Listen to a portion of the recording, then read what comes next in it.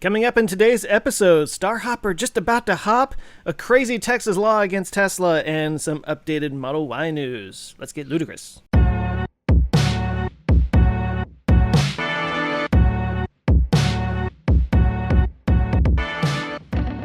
Hello and welcome to Our Ludicrous Future. This is the podcast where we talk about future stuff that's making our present cool so that the future can be cooler and ludicrous.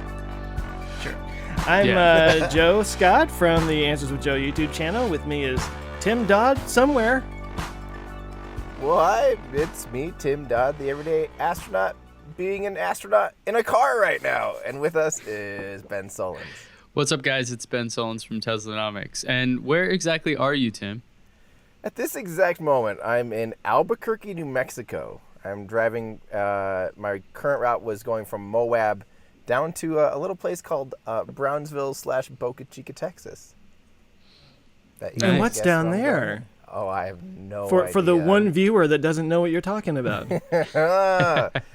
Well, let me just, the real quick thing, I always, once a year, I just get in the car and drive, and I always end up in Moab, because I just feel like Moab's, one of the coolest places ever, and it's, the right amount of driving to, I don't know if you guys ever do that, windshield therapy, where you're just, in total solitude, and you just stare out of a window for 10 hours a day. Just feels like a good way to, recenter and refocus and, get your energy back. 10 hours is maybe much, but yeah, okay. I follow you. Yeah, well, I'll be doing that for about 10 days altogether, about 10 hours in the car almost every day. But I found a new thing, and I want to start a hashtag Supercharger Challenge, where every supercharger, you get out and you run a mile.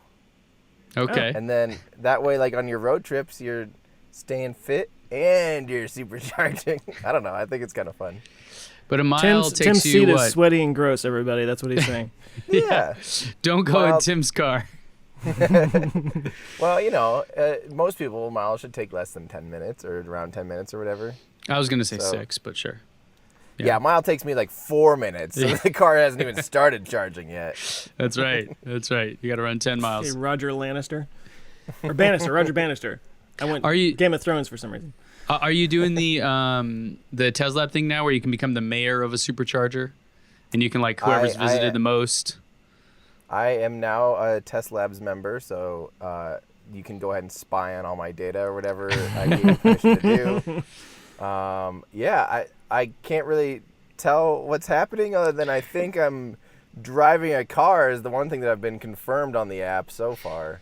But I can add you as a friend, and we can, have challenges and stuff, so... I challenge you to drive more than me. How about that? Yeah, I'm going to lose that one, so sorry. I'm coming up after this trip. I'll have 15,000 miles on the car already, and I think I've had that's it more for than I do. 6 months. Yeah, that's a lot. So anyway, I'll be driving down to a little place called Boca Chica, and do you guys know why? Why would you do that? Well, there's a certain rocket being built in a field out there, and I just want to go take a little visit before hopefully soon. It's probably going to hop as we're recording, basically, to be honest, for the first time. Yeah, I thought it was going to happen the next day or so. Yeah, for the first time, and then assuming that goes well, it'll keep hopping and just get more and more progressively higher hops, longer duration. I'm guessing the first thing will literally just be them trying to turn on the engine, turn it off, make sure everything's okay. It's like a static fire, sort of. Yep. Basically a grounded static fire. Yeah. And then hopefully we'll start to see it hover soon after that. So I'm hoping at least I want to catch, I want to do the start of my Raptor video standing next to a Raptor engine, because you can drive hilariously close to this thing because it's right next to a public road. You can drive up and be seriously 100 meters away from this thing. It's insane. And so they don't have any don't park here kind of a thing. They kind of do, but it's such a nonchalant road. They'll know exactly what you're doing, but they'll shoo you off eventually, after 5 minutes or something. But you're not hurting anything, and they're the ones building it right next to the road. It's put up a big wall if you don't want us to see it, right? Exactly. We have a spot like that here by MCAS Miramar, which is Top Gun. Literally Top Gun. And whenever I'm driving, I just, there's an auto body place. I go up there sometimes and I'm driving back And as you're driving back, especially during rush hour, all like the F-35s are coming in for a landing. It literally is exactly like Top Gun, where he's like sitting there watching it, and they have signs posted everywhere, like low flying aircraft, do not stop. Like you will be, like this is a military base, like go away. You are not Tom Cruise. Right. In your 1986 Ninja or whatever it was that he had. Do you remember that? Yeah. Beautiful. You gotta like strike that perfect pose. Got the hair, the sun, the golden hour. We need like a cutaway to that real quick. So anyway, that's probably what I'll do. I'll go ahead and rent an 80s Ninja, and I'll post up next to Starhopper, and then race it down the runway like they did in the movie too, which wouldn't go too well. But anyway, things are looking really, really good as far as Starhopper goes. They have serial number 2 Raptor engine mounted up to it. I know last week we didn't really talk a ton about it last week, but we're just kind of giving progress updates. And now it's like this is time to see for the first time, even if this leaves the ground, 1 meter, it will be the first time that a full flow closed cycle engine will propel something off the ground. Will do work as opposed to just sitting there on a test stand. So Ben, go to the one to the left. So that's actually even tanking up. They've done tanking tests at this point, and they even have the road closed off today to be able to do the first actual like static fires, and this is really, really good stuff. So, as far as I'm concerned, I haven't found it either, but I haven't ever found a methane powered engine that has actually really done work.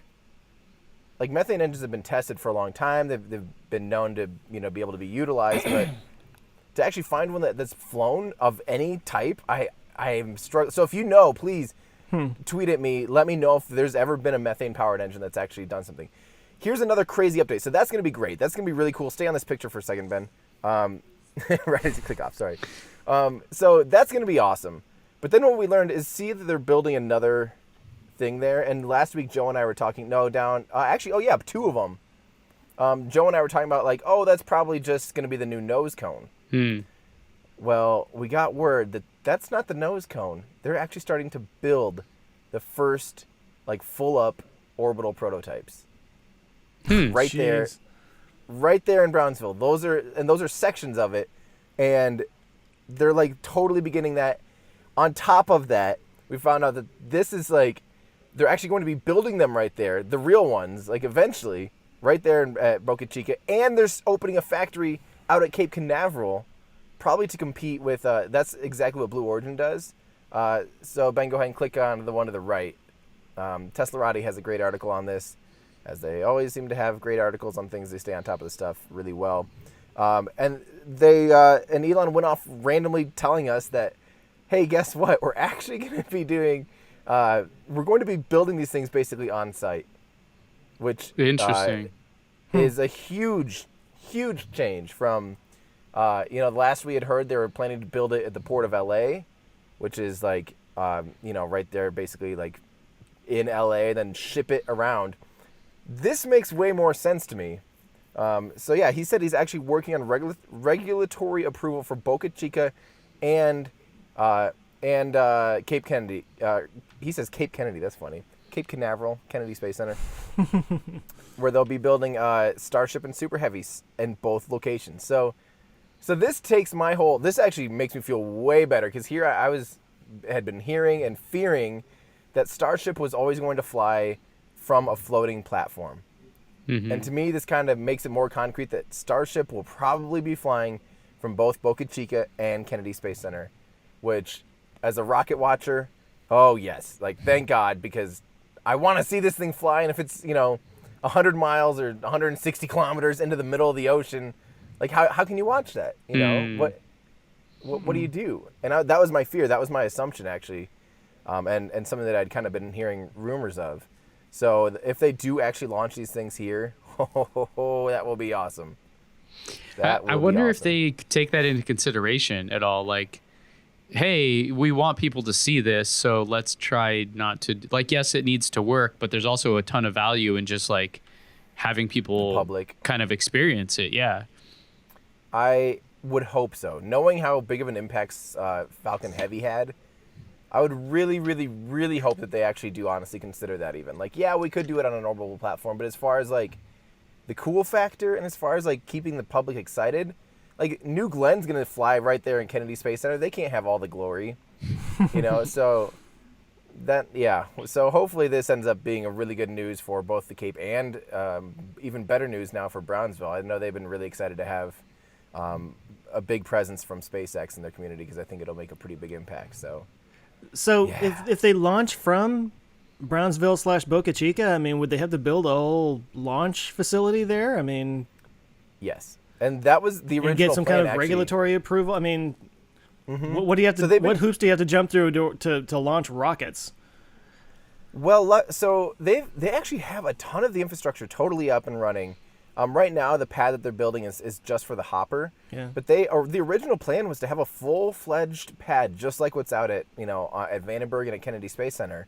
And they have already been like working on the ground for it, compacting the ground. The ground has to be hard enough to be able to, especially when it's sand like that. It took like a year of just compacting the ground to make it good enough for some of the things that they're building out there.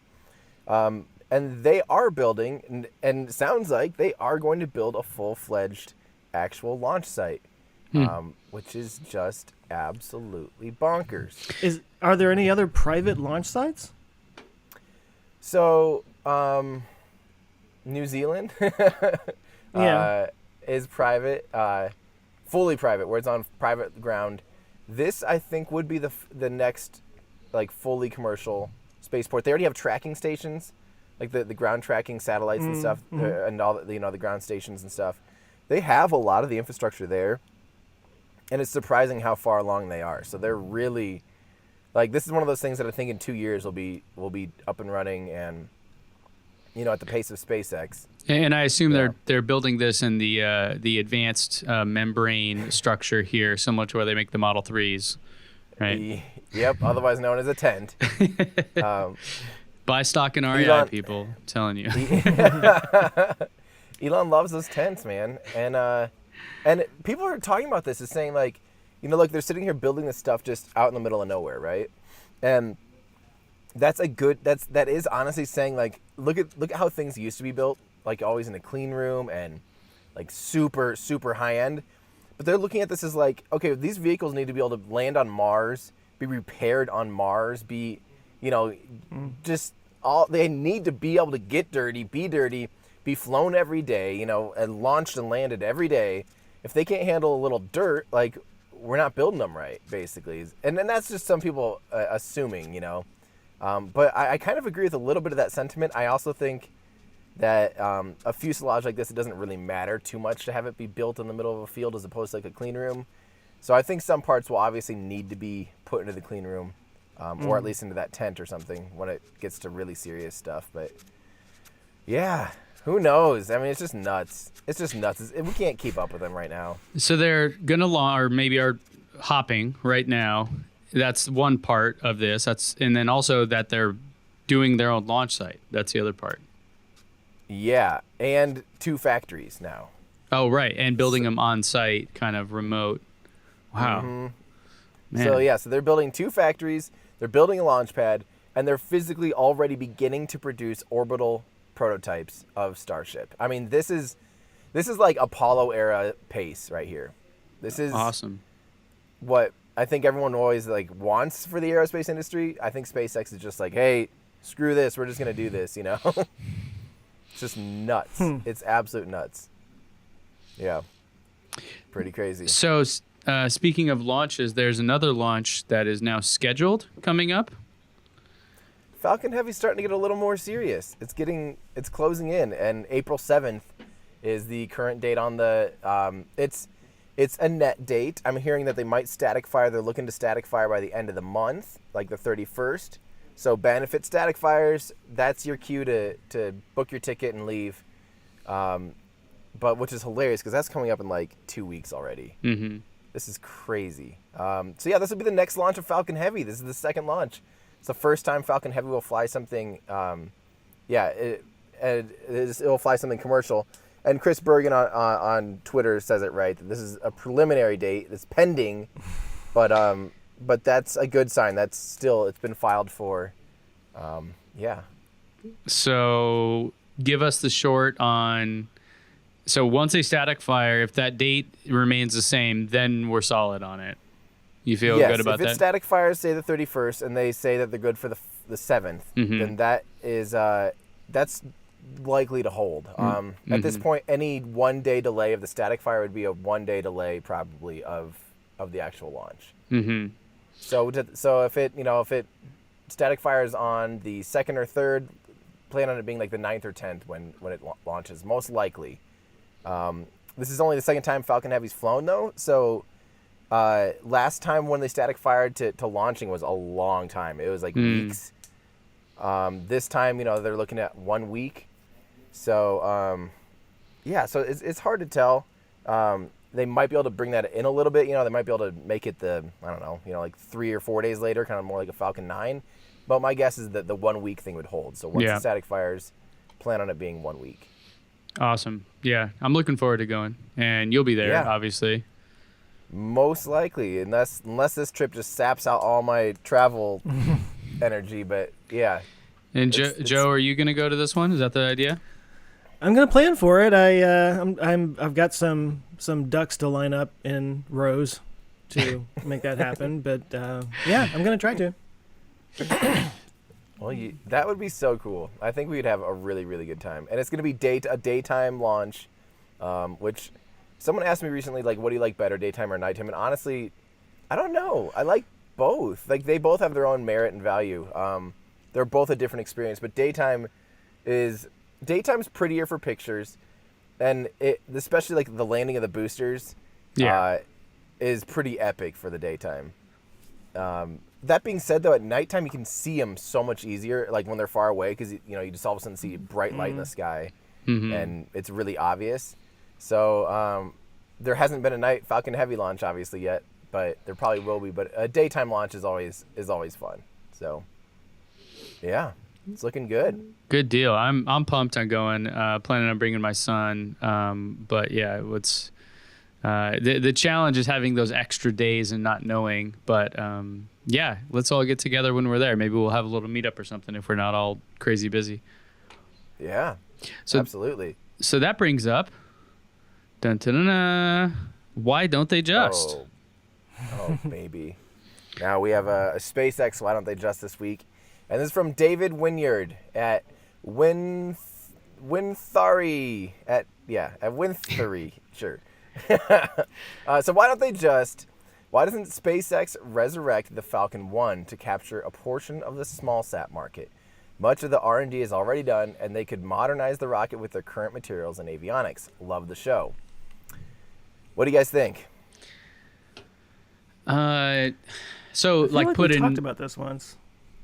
We kind of did. We touched on it for a minute, but I really want to dive into it because it's a pretty valid question. When you have companies like Rocket Lab and stuff pursuing exactly that market, why SpaceX could whip up a Falcon 1 in like 10 minutes right now, Well, okay, so they would need to. So the Falcon 1 versus the Falcon 9, then the number indicated the amount of engines in it. Is that right? Yep. There were Merlin engines, and now we have Raptor engines. Mm-hmm. Now, yep. I mean, now we have Raptor. So the idea would be, I guess. Yeah.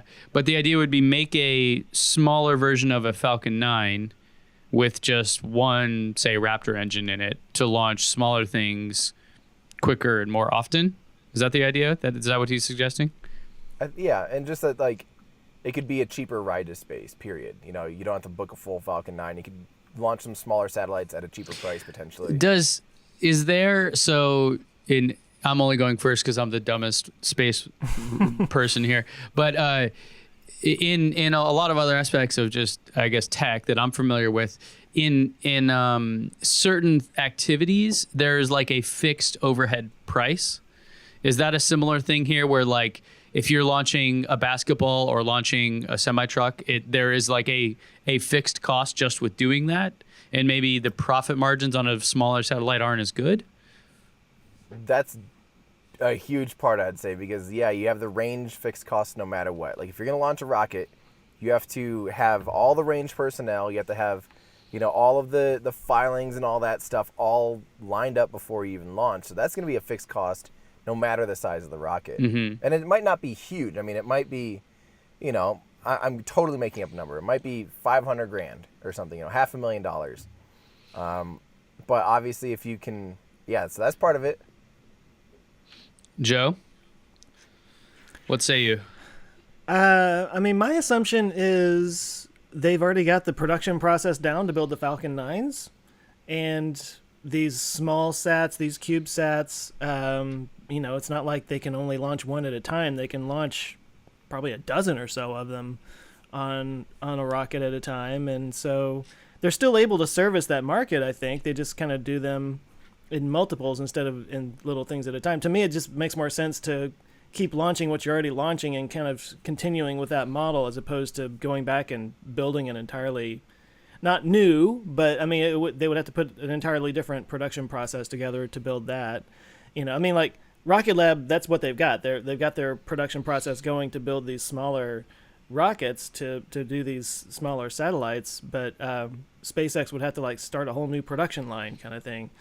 And they can then they can still get them up there in the rockets that they have. So that's my assumption. Yeah, and to be honest, I wonder if like the actual cost of launching on, say, a reused Falcon 9 or previously flown Falcon 9, I wonder how much more expensive it is as far as SpaceX's actual costs. Because once it's manufactured, and if it's the 5th flight of a Falcon 9, compared to even building a brand new Falcon 1, I'll bet the actual cost of launching isn't that much greater. Yes, you have an upper stage. They'll be paying for an upper stage and a single Merlin engine again. But that actually might be cheaper than throwing away a Falcon 1 even, because a Falcon 1 is not recoverable. Oh, it's not. There is. Okay. There's. Yeah.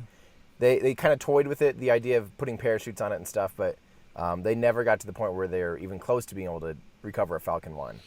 So you're throwing away an entire rocket. And then it's literally just like, why would you, if you had the option of, by the time you book a date, do all these things, get your range ready, and if you could either make, say, $3 million or $30 million, like which market are you going to pursue, really? Right. SpaceX can service a market where they have a huge profit margin, where they have the biggest profit margin, and where they have, they're already the absolute kings of that market. Like that'd be them going from the major leagues down to like the little leagues, literally. Like why would you want to do that at this point? Yeah. And for the customer, even a pretty cheap Falcon 1, yes, there's always, because people argue, cost per kilogram all the time. Say you have just a dishwasher that you want to put in space or whatever, something that weighs, 100 kilograms. It's still more expensive to buy a Falcon 9. Like, you're not going to just put it on a Falcon 9 because that's going to be expensive. You're going to put that on the cheapest rocket you can buy. Unless, like Joe said, you can ride share. And if you can find, another company that's already launching to a similar orbit, that's already doing similar things, then likely you can probably get a ride cheaper on a Falcon 9 than you could even a dedicated small sat launcher. But sometimes then you're prone now to like schedule, just woes and relying on someone else and that all lining up. So and that may not work with your business or whatever your intent is, right? Yep. And so that's what things like Rocket Lab are doing. Rocket Lab's servicing that market really well. At this point, it'd be really hard for SpaceX to compete with Rocket Lab, I think. I mean, they could, sure, of course, if they wanted to go back and do that, they could, but they're going the opposite way. They're going towards Starship and a fully reusable launch vehicle that can literally land, refuel, put new payloads in it, and go. The whole thing, like all of it, not just the first stage. Like that's so game-changing that it'll make the price of, like, that'll be cheaper to fly than the Falcon 1. Someone could put 100 kilograms on it, and it would be cheaper than buying a ride on a Falcon 1. Amazing. Like, yeah. And they've said that multiple times, and of course it works out. Like, they're only paying for fuel. So it comes down to the economics is what you're saying. Basically, trust your economics and your heart will follow, or whatever your thing is. That's it. I'm going to try butchering that every week now. Yes. Oh, man. So that's why don't they just make the Falcon 1 again? So speaking of the cost of servicing vehicles, I think Joe has something to share with us here that is related. Here we go, rant time. Hey, See, we need a jingle for rant time. That's it's the rant time. Joe's it's rant time. It's gotta be a heavy metal riff. rant For the time. anger. Diddle-oo-diddle. So I live in Texas, as many of you know, and I endlessly talk about. There's a lot of things about Texas that I really like. The government is not one of them. And well, what's on the screen right now is actually sort of like a side note to this whole thing. But Tesla has always struggled, and not struggled, but it's been an issue in Texas because they have a law saying that only third-party dealerships can sell cars. So like if Chevy wanted to set up their own dealership that's just owned by Chevy, then they couldn't do it. So that's why in Texas there's like all these third-party franchises that own the dealerships. It's kind of like, if I can twist it around just a little bit, there used to be, and I guess this law still exists, but with films and the film industry, like Disney can't set up their own chain of theaters. It's like a monopoly law or something like that. That's why you don't see Fox theaters or Paramount theaters. So it's the same kind of deal here in Texas, but it's because they are lobbied endlessly by the Auto Dealers Association. But so like when I bought my Tesla, I had to buy it like over the website, and there were just some extra hoops I had to jump through. I had to pay the entire amount before I got the car. So I was literally buying it from out of state, and then they just kind of shipped it to me. Right. That's the way it worked. So now basically, I'll get around to the point. A senator named Kelly Hancock, who is a wholly owned subsidiary of the Texas Auto Dealers Association, has introduced two bills. They're the same bill, but one is a House bill, one's a Senate bill. Senate Bill 1415, House Bill 2940, which is basically saying, it's expanding on this thing and saying that only third-party dealerships can service cars anymore. So not only can you not sell cars, you can't service cars either. Which means that Tesla, who owns their own service centers, can't service any of the Texas people who have Teslas, should this pass, which is ridiculous. There are, I looked before we got on here, there are 6 Tesla service centers in Texas. There's like 2 in San Antonio, no, 2 in Houston, 2 in Dallas, 1 in San Antonio, and 1 in Austin. So all 6 of those would close.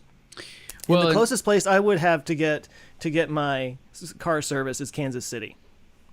Oh my God! Now that's got to be what, like 7 hours or something? In a broken car, yeah. They can't send a technician to you? I'm assuming that's the case. Oh, and I read in the law as well that it was directly nor indirectly, meaning they couldn't just set up a new company that they own to do it. Yeah. Which is like what they were doing in Utah for sales, because Utah had the same kind of thing with like dealers. You could only sell cars through dealers. So Tesla was like, cool, let me create a new company that we own that is a dealer. Here you go. Yeah. and then they were like, yeah, no, you can't do that either. It's like, I'm following your I'm jumping through the hoops. Like I'm paying the taxes, whatever Aren't there like 7 or 8 states that have these dealer laws? There was 5. I mean, I know Texas. Okay, there's 5. Okay. Yeah. And then Utah changed, and then now all sales are online anyways. There's still probably some hoops to jump through for states like yours where it has to be like paid for before it enters the state or something like that. But anyways. Yeah. Well, the thing that you pulled up earlier, and I'm still a little bit confused by this because I looked through the law, and it's all this gobbledygook, so I'm not exactly sure what all it said, but yeah, so apparently Berkshire Hathaway, which is owned by Warren Buffett, they've got their hands in millions of different pies.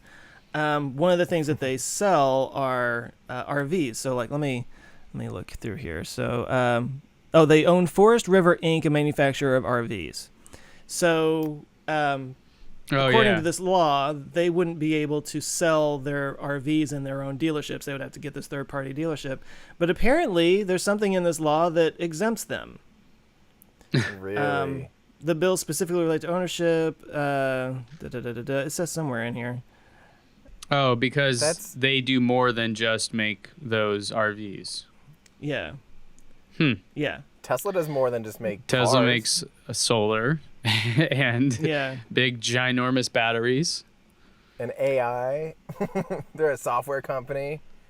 Basically, like that's guys, this stuff just drives me up a wall. Like I think when one of our first episodes, I remember just like, if your job is to block another company from doing their job so that the people you're interested, like, or even if you're a company and you're like, hey, we got to make sure this can't happen, like, you should reevaluate your own company. Apple. Not your own business model. What's Apple do that tries to block other people? Are you kidding me? Come on. Give me an example. You're gonna get Ben started on Apple Samsung, now. Okay. When they're like suing for the phones and stuff. Okay. How about this? A very simple one. And this was last time I checked. It may have changed, but Apple iOS does not support browser engines that are not their own. So behind Chrome and Safari and Firefox and Opera and blah blah blah, there's like a core engine that actually does the serving up of web pages. And Firefox uses one called Gecko, and Chrome has one I think called Chromium, and Safari has a different one. I forget what it is. But basically, if you wanted to make Chrome or Firefox or any other browser on an iPhone, you had to use their search engine their browser technology. They just flat out did not allow others to compete in that space. So when you use Chrome or these things, they're just like skins on top of Safari. Right. So why did they do that? There are zero technical reasons. It's a non-competitive reason. Apple doesn't want you to leave their ecosystem because that's how they continue to sell you products. But that's different. But that's just Apple's thing. Like I think Apple makes great products, but it's the company that intentionally keeps other people out to try to keep you in, so that way they have a guaranteed revenue model. Okay, but that's different than that. To me, is totally different. And yes, I'm an Apple fanboy, so I'm gonna it's anti-competitive is the point. In a sense, but at the same time, like, they're not trying to make laws that say, hey, no one else can make a browser, period. Like, people are welcome to make browsers all they want. It's They're just not going to doing work it through on legislation. our device. But think of that device I mean? as Texas. Think of that as the state. That's the location. But they make it. Right. Just like the Texas state government makes the laws in Texas. It's the same thing. No. Apple and Texas are the same. This is what we've learned. If Texas made cars and then said, like, hey, we're not going to allow you to use anything but our gas. We're off topic. Let's get back to this. Let's get back to not Joe's really, rant. Because I think this is what it is, though. I don't like that companies will actively try to change laws to make it so you can't do the thing your company's I'll say this. set up to do. There is a different state, Massachusetts, and there are a few others like this that have very similar laws, but have like one little caveat there. And I think this does work because it improves competition. It encourages more competition. So if the Texas law said you cannot be the only one to service it, and you must allow other people to service these vehicles, I would be all for that. And that is in Massachusetts called the Right to Repair Act or law or something. The problem then, and Rich Rebuilds talks about this, where yes, now it's open to anyone, but previously, being in Massachusetts, Tesla had to provide public access to their service manuals. However, Tesla did not have to sell you any parts. So you could go see what parts you needed, but they wouldn't sell them to you. So you were just kind of screwed. Yeah. Now I would be all in favor of that. So to me, I think what you're getting at, Tim, if I think we agree, anti-competitive laws, behaviors are bad, pro competition ones are good. So if this Texas law said, hey, Tesla, you have to let other people service them and sell them parts, I would be all for that. Because I think that would open it up, and actually it would be better for the consumer. And that might be what Tesla has to do.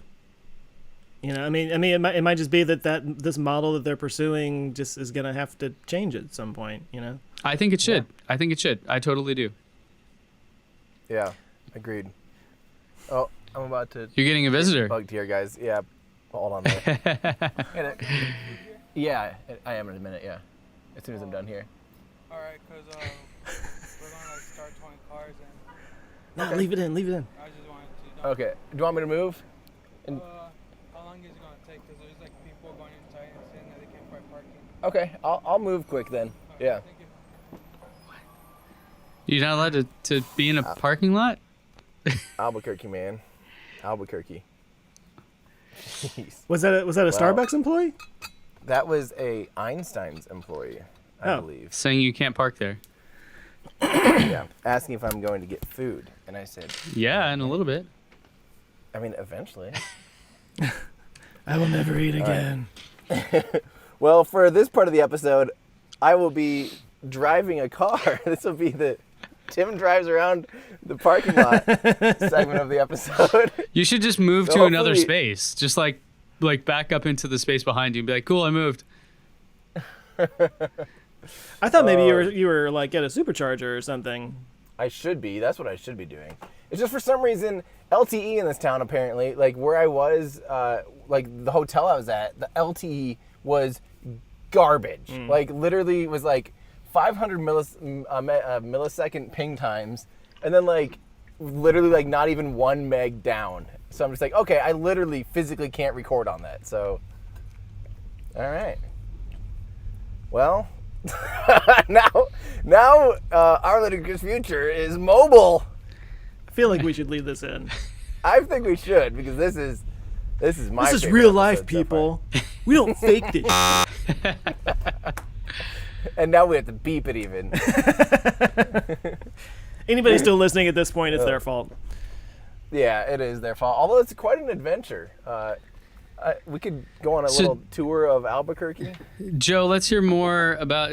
Are we done talking? So what can people do? Because I think there was a message here. There was a message. Yeah. Let's get back to the message. I got an email from Tesla here in Texas that pointed me to this website. It's called TeslaForTexas.com. So if you live in Texas, this will affect you. And I encourage you to go to TeslaForTexas.com, and it's written out FOR Texas.com, and it gives you a place where you can send letters to your representatives or the governor. And if you're outside of Texas, I guess there's nothing stopping you from doing it and just kind of expressing your support. But I've had a lot of people tweeting at me about this, and it's clearly something that affects me and a lot of people around here. So I wanted to make sure and talk about it and lead people to this website and make your voice heard. I think that's super important. The last thing I'll say about this is it goes back to what I was thinking about Arizona too, how they have these cameras on the freeway that just automatically give you tickets when you drive by them if you're speeding. It's like you have these very red states that have some of the most like draconian big government stuff I've ever heard of. Yeah. like, hey, we're gonna pass a law that means you can't service your car unless you go to our place. Like, what kind of like limited small government, like of all the red type things, how does that line up? I don't get it. It's so weird. It's like the most big government thing that you could do. Yeah. Texas specifically, when it comes to business, they are always thumping their chests about how we're a free market state, and that's what I'm we saying. compare ourselves to California all the time. Like California, right? And our economies are close in size. I mean, we're both gigantic states with a lot of businesses here, but Texas is always like, come here, fewer regulations. You can do what you want. You can sell cyanide, whatever, But well, you can put up a fertilizer plant in Waco and blow it all to bits. But anyway, that was nuts. I remember that. Yeah. Yeah. So they're very laws. Yeah. So they're very like free market and that whole idea. But then they do stuff like this, and it's like not trying to get political with all that sentiment, but it's just a weird juxtaposition of like these really repressive laws that are so specific to stifle competition and hurt business in a place that claims this other thing. It's like so weird, man. Yeah. Well, they're corruption. I mean, it's just corruption. The Auto Dealer Association in Texas is massive, and they lobby like hell. Yeah. So, yeah. And totally on that same topic, and this is again, I don't mean to be political in this statement or anything, but it always, in that same sense, confused me with like the legalization of marijuana in the United States. It's funny that the states, again, that are like super like, we don't want the government telling us what to do, are oftentimes the last ones to potentially legalize marijuana. Yeah. Which I always just found interesting because I feel like that is the government Well, telling and you what you can and cannot do. I think the main point there is the Fourth Amendment or whatever, that is like states' rights. So if you're a big believer, or is it the 10th? But you're like a big believer in states' rights, but you don't want Colorado to legalize marijuana. It's like that. You can't have both of those things, right? Either the states can do what they want or they can't. You can't be on both sides of the same argument. So. Well, and when there was that whole trans bathroom bill thing going on, I was like, so what are you going to check people's genitals before they go into the bathroom now? Is that where we are? Like, yeah. Like that's small government, really? Do the millimeter scanners like at TSA. Oh. Walk in and scan quick, and then it'll open up which door. And we all get cancer in our genitals because we've just been exposed over and over again. Great. Okay, let's change topics. I think we've beaten that dead horse. Yeah. I think we got plenty political there. So guys, although not really. Did you know you can order a Model Y now? I knew that. We talked about that already. I just published this. This is my shameless self-promotion, but I think it's useful to people. It is a Tesla Model Y cost calculator that I just put on my website, teslanomics.co. You can just find calculators. There you go. And the reason I do this, I did it for the Model 3, and it was really popular back then, especially because you couldn't even configure the Model 3, but now you can. So here you can choose which version of that are currently available of the Model Y. Choose your autopilot options, choose your colors. You can have the image down below, and it updates and everything like that. It's really, really snazzy. And then you go through, and on the page here, I've included a loan calculator. And you can adjust your interest rate, the terms, all these kind of things, your down payment. I included a charging cost, and the way this works is it's your average commute. I just defaulted to 40 miles, and then the cost per kilowatt hour, which should go to your state's average if you're in the United States. Otherwise, I think for Canada, I have anyways, just adjust this to your per kilowatt hour price or whatever you think you pay, if you know. And then we have a thing here that adjusts the efficiency rating based on how you drive. I defaulted to moderate. Maybe if you choose the performance model, I should just default it to fast. And then you choose any other option. So your insurance and then your incentives, and then you click a button and you get your results, and it shows you, because on the Tesla website, all you see is like the purchase price. This one includes, the charging costs, the insurance, the taxes, interest on your loan. True cost of ownership. Yeah, more or less. I think, that term, true cost of ownership, has like a specific meaning. But yeah, that's kind of what I'm getting at. Like how much you're actually going to pay. Including like everything out the door. So anyway, I just wanted to share this. This is kind of the way I think I found you, Ben, or really learned to appreciate everything you do was actually through the Model 3 calculator. I visited that thing 10 times a day, I think, at some point, just really trying to figure out which model and how exactly to configure it. Yeah, this has always been amazing, dude. I like your daily charge time on there. That's cool. Yeah, and so people have asked about this. So this charging details thing, I have two items. If you guys aren't, if you're just listening, there's a daily charging cost. $2.17, and based on what I entered here, and your daily charge time. Now, this is basically, it assumes a NEMA 1450 outlet, and it takes the Model 3 charging rate, which we assume should be the same for the Model Y because they should have the same battery and charging setup, maybe a little bit slower, and then it just goes based on how many miles you drove. Based on whatever you put in there. So, because people were asking, like, how do you know how long it'll take? It's like, well, that's, we just kind of calculate those things there. But yeah, so I thought this was useful for folks. Obviously you can have, if you only go to superchargers once a week, or if you don't have a NEMA 1450, like this varies, but the idea is just to give you a more holistic view of the cost of, of your Model Y. Mm-hmm. And I really think this looks good, man. I really think it's a good-looking car. The chrome blackout is starting to grow on me. Mm-hmm. It's pretty cool. I learned to really like it when I saw the video of it driving around, and I saw the back as it's like taking a corner. Yeah. Then I realized I'm like, I actually really like that. At first I'm kind of looking at it like it's literally. I mean, everyone said that it's just a 3 and a Y or an X, like mix, like 100%. I mean, it 100% is. I mean, it's not even that. It's a 3 with a hatchback. It's not even. A little bit. There's no Model X about this thing at all. I feel no, positive no. that when these hit the road, I'm just going to think they're Model 3s when I first see them. Correct. And actually, maybe that Chrome delete is the one thing it's going to be like, oh, that's a Y. You know, like that's the one, and maybe that's why they did it. That's like a little branding thing so that people can differentiate between the two. It's quite a bit taller, though. I mean, when you compare the silhouettes of an X versus a 3 and the Y in the middle, it has the same exact side profile as an X. No, it's shorter, However, man. Yes. I mean, yes, it's shorter. Like it's. Ben's but been it's. in It, one. I was there, right? So like, I can tell you, I know. Other I'm than gonna pull some looking, rank here. other than looking at the back of it, like when they pulled up on stage, I'm like, oh, they messed up. They pulled out a Model 3. and then it did look like that. and then when I went to get in it, I'm like, oh, this is just like a slightly taller version of a 3. I mean, but a Model X isn't big either, you know. Like for in Tesla terms, they're big. But if you look at like a RAV4 or like a small SUV, you know, that's popular here, that's like the size of a Model X on the exterior. I think the big difference is on the interior. There's a lot more room.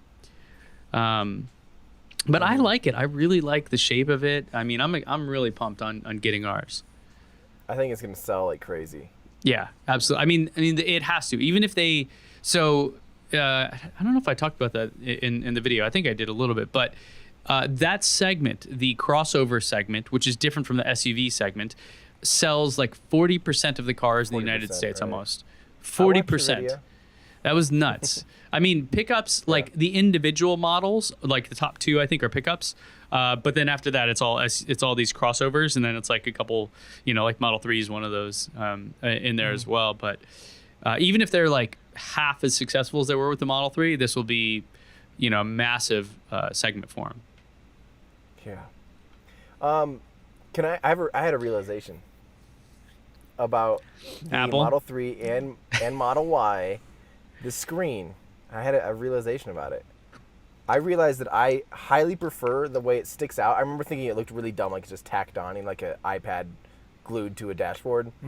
But I realized the fact that it's floating allows you to put your fingers behind it and use it almost like a smartphone or a tablet, you know, where you can anchor yourself to it and not like, you know, with an S or an X, like you have to rely on like your finger poking it perfectly, you know, and With it's the bumps in the road. Yeah, exactly. Yeah. I found out that like I hope, and it's been rumored that, you know, the 3 and the X the S and the X, will probably have, you know, a floating screen like that again. And I think that's half the reason why. Like it's super easy to use when it is floating like that and you can grab onto it. That's one of those little tricks or little tips, like pro tip is that like I mean, I'm totally with you. When I first got it, I was like pointing with my index finger, and I would hit a bump, and I couldn't get it, and you know. So and I'm looking here, and I'm hitting things, you know. So, but no, like they have that row of your basic icons across the bottom that kind of get into different things, the most used things. And yeah, I started kind of just hooking underneath and using my thumb, and it's like, oh, you can just very easily do that. I'm always afraid I'm going to rip it off, but that thing's pretty solid. Oh, it's super solid. Yeah, I'll say, so having both an S and a 3, you know, which have the S and the X have the same screen. The one big difference I would say for the S is just how much bigger the screen is. It's almost double of the Model 3 one, and that doesn't even include the binnacle dash behind the wheel. I mean, that is one of the things. Like I get in my S, I'm like, oh yeah. That's like when I have a map, it's like giant, you know. It's like so it is kind of. I mean, I get in the 3, and after driving the S, that's one thing I do notice is just how crammed everything is in there because it's so small. I hope if they do a similar style with the S and the X that it is similar size to what it is now, because I think that's a big advantage. Yeah. Ben is very pro X or pro S. I mean, look, the S is the flagship model still, longest range, right? Fastest. Or not fastest, quickest, 0 to 60. Interestingly enough, with that update, the Model 3 performance now is the fastest overall, which is kind of interesting. I think the S is the best looking. That was very subjective, but you know, and I think the X is like probably the most amazing. I don't know if you guys have ever really spent time in a Model X, but It's like you get an S and an S. So if you're used to a 3, go get a P100D Model S, and it will blow your mind how much faster and just like so much more feature rich it is. And then you get a Model X, and it makes the Model S look like a dog, other than the performance. So it's I think the Model X is like the most feature rich, complete vehicle ever made. The Model S is the best looking, and it's so cool that acceleration of the P100D is like nothing even in the world really competes to it. And then the Model 3 is like probably the most fun to drive in my view, because it's so responsive and it's so nimble, so much smaller. Yeah, I don't think it's the most functional vehicle, right, because of the hatchback missing, but hopefully the Model Y will solve that. Oh, I have had some great roads out here and like full charges, and I still, even today, like we'll get to the point where I'm just like my breath gets taken away and I go, oh God, like as I'm like cannon carving and stuff. It's just nuts. And I can't imagine. I keep thinking like, what if I had a P100D? Like it'd be stupid. It would feel like how you feel about your Performance Model 3 compared to your Jetta or whatever you had. Or no, Joe, you had the Jetta. Whatever you had before. That's how it would feel going to a P100D Model S. It's your eyes like get sucked out of your head. It's so crazy. And then the Roadster is like that same level up again compared to the P100D. Like these things are just, it's stupid. I mean, the Model 3 basic, I don't know about standard range, but the one I have, the long range rear wheel drive, for most people blows their mind at how quick it is, right? And then every level you go up, it's just like that same excitement and joy over and over again. Yeah, whenever I show my car off, I always have to remind people this is the slowest model they make. Right. Basically. Yeah. But have you noticed, did you get the update, the software update that increases the power a little bit? I don't think I got that one yet, but I do have Sentry mode, though, that I've been taking full advantage of. That is nice. That should be it. That's 2019 515. I don't know. Let's find out. Yeah. All I know is I can tell the difference. And it's like 2019 515. I do have it. That should be it. Yeah. Maybe that's why I have a new form of like. I mean, yesterday when I floored it, I literally I had kind of scared myself, and I've been driving this car for 6 months now. How much did they say that the power output increased? Oh, because now they say it's what 5%. I want 3.2 seconds 0 to 60. They said. Well, they were quoting 3.2 before. Oh, really? Enough. Okay. Yeah, they've been quoting. They actually changed the quote on their or 3.3. They changed it from 3.5 to like 3.3 or 3.2. Mm-hmm. And I haven't seen any new quote or any new real times. With this power update. And this is the long tail on the Pareto's curve here of performance, right? Like it may seem like not much, but 1/10 of a second difference in performance actually takes a whole lot more to achieve that little bit more. And if you take it to a drag race, you will absolutely notice it. Like my buddy Dan did that with every one of them, and I forget which cars it was. It was like maybe it was the Model S P100D versus the Model X P100D, which I think are 0.4, like 0.4 of a second difference in their 0 to 60 time.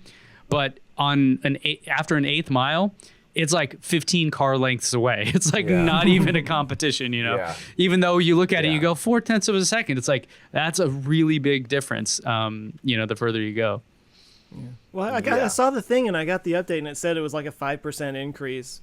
And so the next time I was driving, I was thinking about it and I was like, hey, I think this does feel a little bit peppier, but maybe I'm just thinking that because, I saw the thing. But then like yesterday I got in the car and I drove somewhere and I had totally forgotten about it. But I, started going up a hill and was like, whoa. And I was like, oh yeah, so I think it's objectively a little bit peppier. Maybe that would explain especially it, since you didn't notice or you weren't thinking about it and you felt it. Yeah. I would be in that camp because I remember just being like, yesterday I thought I've never felt this car feel this fast. Yeah. And I remember thinking like, why is it like the right conditions? And I'm sitting there trying to figure it out. I also got track mode. Oh yeah. What about Joe? Have you charged to 100% yet to see if you get more miles on it? Yeah. It came to 323. It didn't quite get to 325. That's right. Yeah. Hey, have you guys been seeing that the Autopilot updates? There's one guy that continually has this one section of road where the Autopilot will try to slam him into the into the guardrail and kill him. And for like almost 6 months, the autopilot had fixed that and not done it. All of a sudden, this newest update makes it want to go towards those guards again. And like, luckily he's paying attention to these releases, but that's really scary. Say he got really comfortable with autopilot being fine at that interchange. Yep. And then all of a sudden they update it, and all of a sudden it tries to kill him. That's machine learning. It's neural networks and stuff are beyond human. It's not if then else statements, right? The machine is calculating millions of times more than our brains can handle. So we can't predict exactly what's going to happen. We can only, this is the data science approach versus the physics approach, but we can only like run it through a billion simulations and see if it behaved better or worse. But that doesn't mean in every situation it's going to behave better. Sometimes it'll behave worse than it did before, right? So it's kind of like an aggregate improvement, but that doesn't mean it's every situation is an improvement. So it's a tough, again, it's one of those things. This is like going to take a long time to get all these edge cases and all these, those little nuanced scenarios. Does your autopilot ever just slam on the brakes? Mine does that all the time. Like I can't drive even in cruise control because it's essentially the cruise control feature. And through LA, there's so many freeway overpasses, and it seems to be and if you look online, a lot of people talk about it's called phantom braking. But lately, for me, like I just went up to the Model Y event, and it was bad. Like I really couldn't do autopilot because of that. Yeah, have you guys I've had that happen when there was a car like on the side of the road. Yep. On the shoulder, and mine was coming up, and it just kind of freaked out and. Yeah, that's unnerving when the car just suddenly slams on the brakes for no reason. Yeah, they're gonna have to. I mean, I as much as they keep talking about full self-driving being available this year, like even if it is full self-driving, I mean you got to be like really paying attention for a couple years because there's still gonna be so much to teach it. Well, that's what Elon was talking about. People that get in wrecks because they're not paying attention on autopilot are people that have had it for a long time because it lulls you to sleep. You're comfortable with it, and all of a sudden one day, I mean, all it takes, especially if you're traveling like 75, 80 miles an hour, I mean, it just takes a little bit of a jerk of the wheel, and that's it, right? So it's not something to sleep on, figuratively or literally. I still, like, when I'm driving up with autopilot, I've been doing that a ton. I mean, I've been, I think 3,000 miles on this road trip or something, and 99% of them are on autopilot. But I literally still act like I'm driving, 100%, like just driving. It's just that I don't have to like actively keep it in the lanes. And I did have one portion where it said like autopilot, all features of autopilot temporarily unavailable for like half of a drive, and all it did is it disabled my ability to like automatically lane change. And I couldn't believe you take that little bit away from me, and I'm like, this sucks. How do you drive a car? Like, you get so used to it. It's just nuts. Do you use that so one a weird. lot? I've not had the best luck of that. But all the time. You're talking about the navigate on navigate- autopilot, like actually changing lanes for you? and then like confirm to auto lane change change, lanes and go around slower vehicles Yeah. and stuff. Yeah, all the time. I'd be curious next time you're out here in California. Let's go try that on LA freeways because I'm guessing it's a different experience. Well, the one thing that's weird is lots of times, say you're coming up on a car and you have like 100 meters, you have a good distance between you and the car, and then you confirm to lane change. A lot of times it'll kind of hit the brakes quick and lane change. Yeah. I'm like, no, you don't need to do that. Like, keep it. I mean, those are the things that'll get worked out eventually. It's just some of those things I really wish that they had just a big red button on the dashboard that would be like something I didn't like something. Right. So that we can train it. Because in those cases you can't train it. You don't want to like, unless I disengage autopilot. Right. I wish there was like a train me button or something that would allow us to flag an operation without totally disengaging autopilot, Yeah, like or phantom braking. like it worked, but it didn't work very good. Right. Yeah. Yep. A train me button or something. I'm just nervous that people wouldn't know how to use it, and then they would train it wrong or something. But I would hope that anytime there is a sudden deceleration or jerk of the wheel or anything, it's logging it and uploading it. I know people talk about shadow mode, but Elon basically confirmed that that's not really a thing on the Ark Invest podcast, if you guys haven't listened to that. But it's, really the data they look at is when a person takes control, like disengages autopilot. That is a strong signal that something went wrong. And they said that it's even anonymized, so they don't even know like which car it was, where it was, just like the scenario of what happened, and all that. So it's an interesting thing. It would be cool if there was a more, but when you ask people to do something like that, you're going to get a bunch of people adding more noise, right? Because people are really bad at telling the truth or knowing what is useful. So if there was a train me button, it might cause more disruption. That's what I'm saying. People wouldn't know how to use it properly, probably. Maybe you don't know how to train your car. Not everybody knows how to train a dog. I mean, no one's watched How to Train Your Dragon enough to know how to. And some people are going to train with punishment. Some are going to train with treats. Yeah. It's we need cohesion in our training practices. Yeah. We need to sync that up. Let's have a whole training program. How about that, guys? Yeah. But I would love for that, like I think some of us are in that, like, the beta program where they send you software updates a little bit earlier. I would love if there's something that you could do where you take a class, like you go through a 2 or 3 hour long course, and then at the end of it, totally opt-in. I would love to do this, where then it gives you the ability to like flag problems, and then after your drive, review some of those things and say like, maybe send notes and say like, this is what went wrong, at 11:22 at this intersection, like try to use this lane, but that's not the right lane, or whatever. Like, I would love that. I would love to be a part of that. I would love to help, crowdsourcing that out would, to me, make it like happen so much quicker. But I'm sure there's then you get into a whole legal thing of nefariousness and all that stuff. But like anytime I see a Ferrari, I just want to smoke his ass. Let's go. Just like oh, great. Bleep number 2, Ben. Oh, yeah, Bleep sorry. number 2. Smoke the asphalt with the tires. You're talking about his car. donkey. Mm-hmm. Yeah. Yeah. Yeah. Yeah, You you want definitely to outrun a cook donkey. and or cook it on a smoker. Barilla. Let's have one. Oh, yeah. I'll be going, I'm going to drive through El Paso today. So I will be in the land of true Tex-Mex. Ooh, Tejas. El Paso's a cool town, actually. Is it? I've never actually been there, but my friend's originally from there, so I'll be paying him homage, I guess. Yeah, I got a couple friends from there. Huh. Didn't know it was cool. Good times. idea. Shout out to El Paso. Let's do this. Well, this Howdy, was a El very Paso. Tesla-heavy episode. Hey, there is one thing that I forgot to talk about, speaking of Tesla Heavy and Starship, that I didn't talk about. We forgot to mention the heat shield. They showed off a new video of the heat shield. And, we've known for a long time that they're going to put a second layer of like 310S stainless steel on top of the 301 or the general stainless steel. But we now saw pictures of them testing the heat shield tiles, and they're just sitting there torching it. And they're these hexagonal shapes. They're like little stop signs. Or a stop sign, an octagon. Well, they're hexagonal. Honeycomb. They're 6-sided, and yeah, they're interlinked like this. So they're uniform in the fact that you'd be able to easily swap them out if something ever were to happen, right?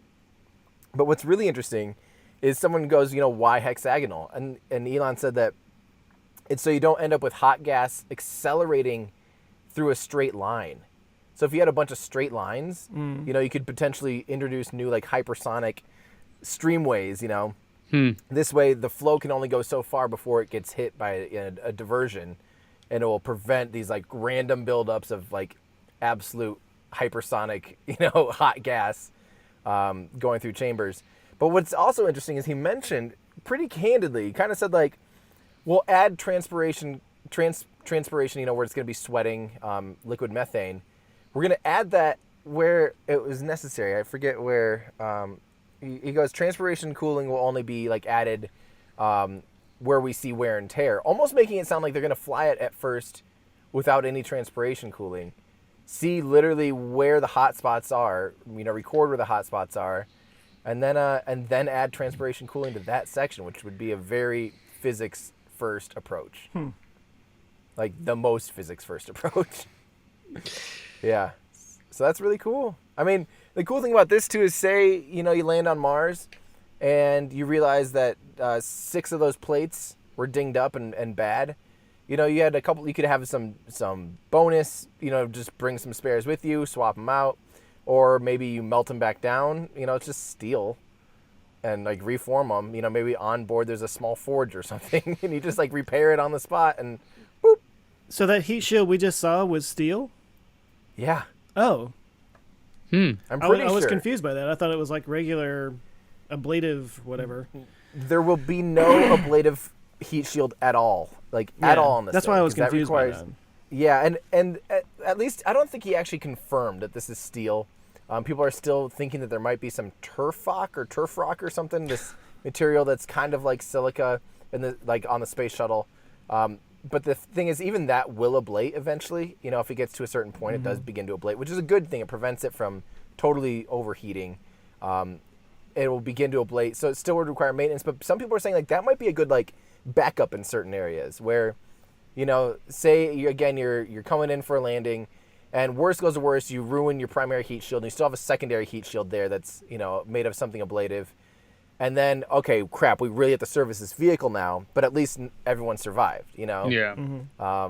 There's just kind of some cool things going on, and I'm really excited to see, like, as we learn more and more about this heat shield, and as we learn more and more about how they're going to be trying to do this, it's really coming together, and it's coming together really quick, too.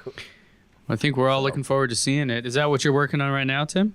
Or you got some other videos So, in line? I'm working on the Raptor video still. You know, kind of took a break as I'm you know, on the road a little bit here, but I'm going to be doing some shooting for the Raptor video in front of a Raptor, which would be kind of fun. So that's what I'm still working on. I just really want to make sure I do that video right. And that's going to, I don't remember if I talked about this last time, but like I'm making it so it's 2 videos using the same content about like how rocket engines work basically, because I'm talking about it all in the Raptor video. So I'll have like another version that's just about how rocket engines work. So yeah, it'll be a good long one or 2. And yeah. Nice. Cool. What about you, Joe? I'm working on an update to my Fusion video from last year.